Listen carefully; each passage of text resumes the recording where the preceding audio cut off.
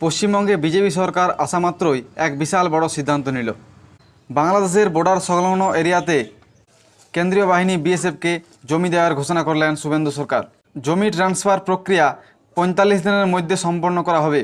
আমরা কেন্দ্রীয় স্বরাষ্ট্র দপ্তর তথা বিএসএফের সীমান্ত সুরক্ষিত করার জন্য জমি ট্রান্সফার প্রক্রিয়া আমরা আজকে অনুমোদন দিলাম এবং আজ থেকেই ল্যান্ড ট্রান্সফার প্রক্রিয়া শুরু হবে।